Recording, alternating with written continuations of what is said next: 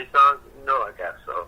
Hey man, I appreciate How you. you doing, man? Good man, I appreciate you for taking the time out for this. We love the album, so we really wanted to talk to you about it. I appreciate that, man. Thank you. Absolutely. So, I mean, let's get started here. You know, just man, talk about putting an R&B album together in 2020 with bridges, harmonies, the sequencing is great, the vocal production is great. Like, just talk about putting this thing together. Man, you mentioned the year 2020 being significant to the music, and it's very, very real statement you made, you know, because attention spans are short, you know, hip-hop is very dominant right now, and music is ever-changing. So when I named the album Back Home, I wanted the music to reflect what it felt like when I'm back home, what it felt like when I'm back home trying to become who I am and make the music that I've made, and you know, just be a very relevant name in the R&B space. It was something that I felt that I had to do, you know, just to pay homage to actual, like, true R&B with chord changes and bridges and big harmonies and you know, A1 vocal production, as you mentioned. It just was it was something that was in my heart to do, and it felt good to my soul to make an album like this. You know what I'm saying? Yeah, and I feel like from listening to this project, it seems like you relied on your instincts more than thinking about whether the label would approve, whether radio would approve. Was that process easier for you this time around? You know, quite honestly, making the music in that mindset is easy, but then you get in your head about what people think and what the label thinks and what, you know, charts you're going to top or radio, and, you know, that's a thought in the back of your mind, but like you said, going with your instincts and going with your heart and really just creating something that was pure to what I felt creatively was what I wanted to do versus, like, what trend was going on, you know, what society may think that artists need to be doing right now. Yeah, and like, you had released Chi Chi with Chris Brown earlier in the year, and that's obviously a different sound than what's on the project. Did you kind of have to shift gears in the process of making this? Like, just talk to me about that. You know, what's funny is I had a lot of up-tempo records at one point on the album, and, you know, it took me a couple years to create it over the process. I put out a couple mixtapes and features, etc. So it kept changing what I wanted the sound to be.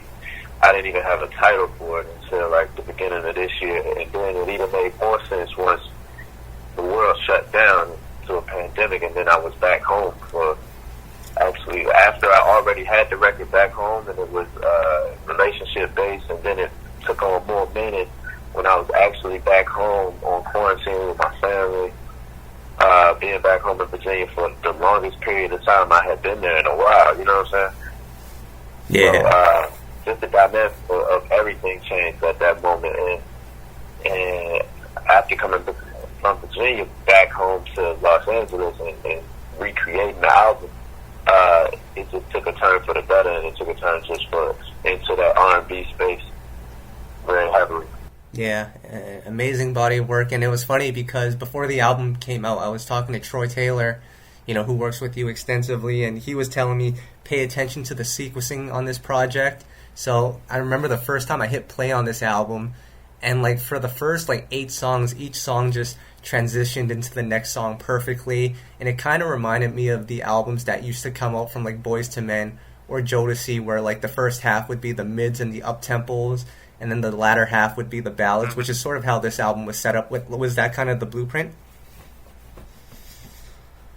I wouldn't say those albums specifically were the blueprint, but what I was looking for was a sound that was seamless and an album that could ride. And, you know, that came together in the process while making one, think about another song.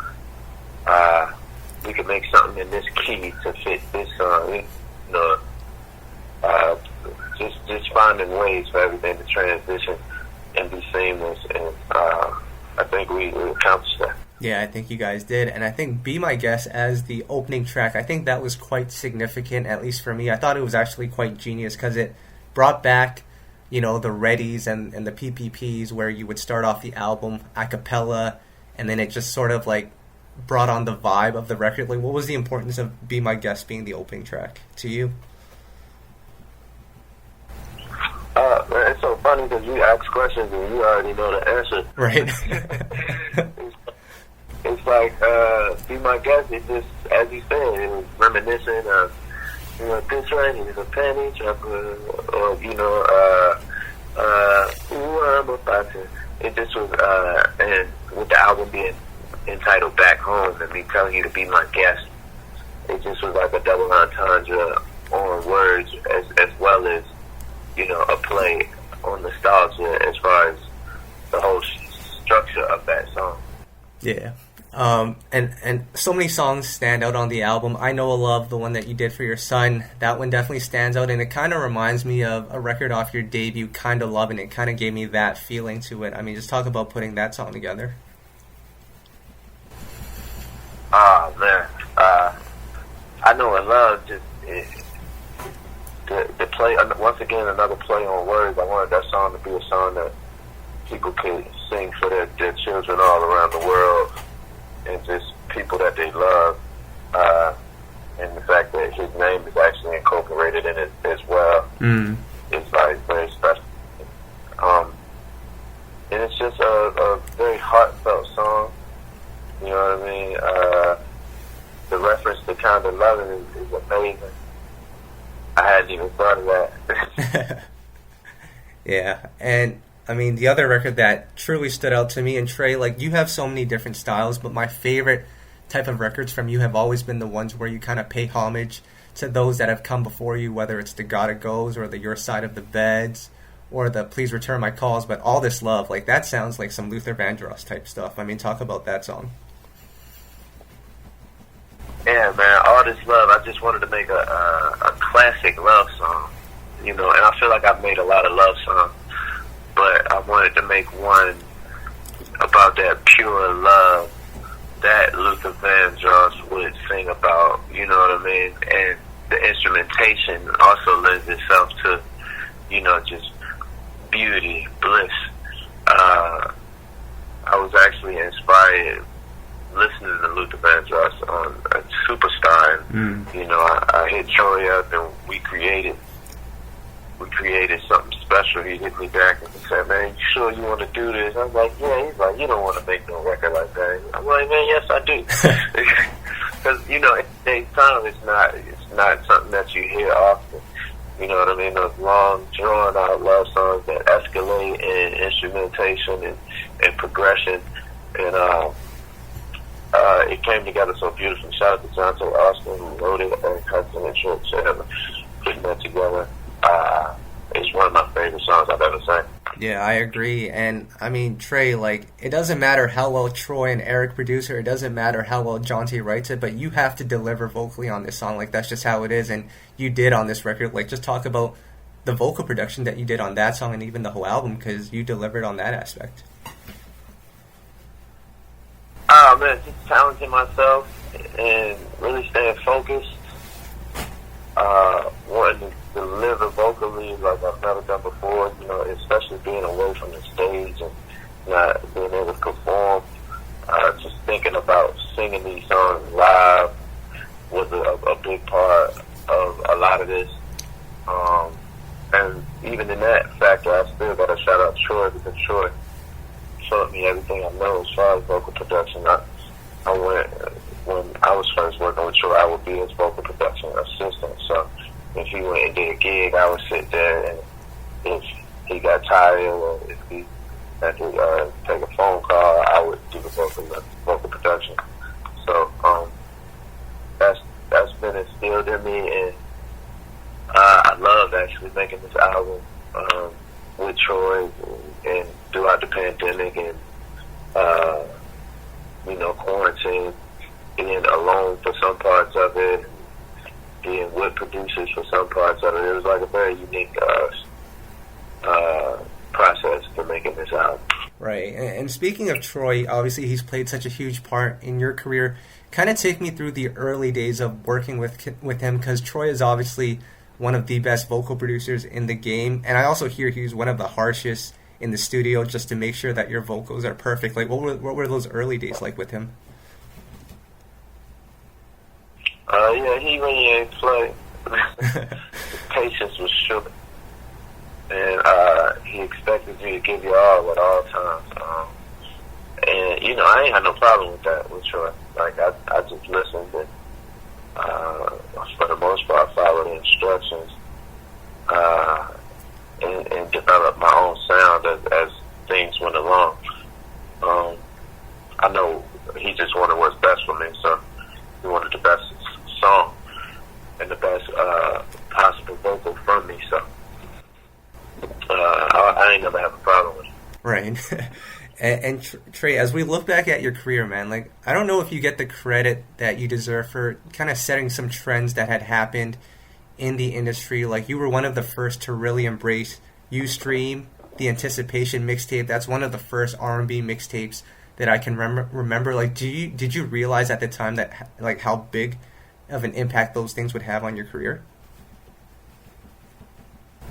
Nah, man. I mean, I was just thinking of ways to have my voice heard outside of, you know, the structure that you step into when you do step into a contract.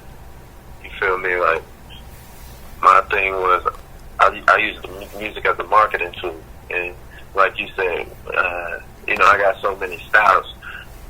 It's like it's hard to incorporate that, especially back then, into one body of work. And you know, putting out every year and a half, every 2 years cycle.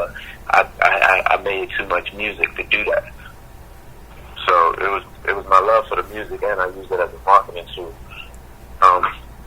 But yeah, man. Yeah, and I mean, just a couple of other things that I think you need to get some credit for. You were one of the first R&B singers to really rap on the record, like on Wonder Woman, which I still feel like should have been pushed more. I'm still mad about that one. But also, throughout your career, you never really chased that EDM sound that was going on when it was at its peak. Like, just talk about even that, making the decision to stick to R&B at that time. Man, it's all been just a commitment to staying true to myself and not chasing what's not meant for me. You know what I mean?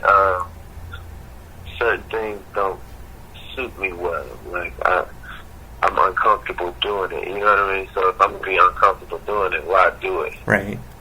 Like, and you know, that's been something that's, you know, sacrificial at times when you could achieve so much more success by just following this or that trend. But staying true to myself is more important than that. Right. But I always look back and Trey, like, we were just looking at the class of 2005 a couple of weeks ago, and all the artists that kind of debuted during that time. It was yourself, Chris, Pretty Ricky, Keisha Cole, Bobby V. I think Omarion had dropped his debut that year. And all of them had a lot more success than you early on. Kind of took you a couple of years before you truly, you know, got to where you are now. Like, what were those periods like? Was that a tough time for you? You know, it was a time of figuring out if I'm gonna be perseverance. I'm gonna use my perseverance, or I'm gonna push forward to just let my talent speak for itself, or if I'm gonna just allow, you know, myself to be bothered by what other people got going on. You know, one thing about me from the beginning of my life, you know, outside of musically, I've always been an underdog. I've always had to fight through thoughts of what people think, or people thinking I'm less than them because I was poor, or, you know, I went to a whole bunch of different schools. I was always a new kid, you know what I mean? Like, so for me, you know, struggle ain't nothing new, and, you know, just sticking it out and staying true to myself is always going to be the answer. Yeah, and even if your debut didn't garner the success that some of your colleagues may have, I feel like, or your peers, I feel like this album helped define your sound for the rest of your career, the debut. My boy, I appreciate it. Yep, I love that album. And I mean, we got to now talk about that run that you had from Ready onwards. You had that huge run, and honestly, we don't really see runs like that happen in R&B anymore. Some of it's just due to the fact that music moves so fast now. Some of it's due to the fact that people don't really invest in those type of runs. Like during that period when you were going through that run, how easy was it during that time, or was it tough behind the scenes? It's never easy, no matter what it looks like on the surface. And great success and great turmoil, you don't face adversity. Yeah. I didn't have no easy pass through any. It was all hard work that got me where I was at. Yeah. And lastly, Trey, you've been out now, you're back home. Where do you kind of see yourself going forward musically? Obviously, you have so many different styles. This album is one style, but where do you see yourself going musically moving forward? Man, just seeing how the vibes take me. I'm gonna ride this out. See what next singles I want to put out of it. Back Home just actually reached #1. Yeah. On the adult chart, and that record was put out in April. Yeah. You know what I mean? So, whereas the music moves really fast, if you stay committed to pressing forward with R&B, it's gonna show its worth. And outside of that, man, I'm gonna keep doing everything else, features, and it's just hopefully the world opens up and I can go on tour. Right. No, that would be a wonderful thing. And Trey, you gotta clarify on a couple of rumors that I heard on Twitter. One was that you were retiring, which doesn't seem to be the case. But the second part, I think there's a deluxe version of this album coming as well. Man, you can't listen to the rumors, man. I don't know what's going on. Yeah, man. Just keep your eyes open for any and everything, man. All right, sounds good. Well, Trey, I mean, that's all that I've got for you. Is there anything that you'd like to add? No, just a special thank you to everybody for their appreciation and love for the album. Back Home, I hope it brings you love, joy, solitude, and thanks for riding it out with me. If you been rocking with me, and if you just started, we appreciate you over here. Love you over here. Love you over here.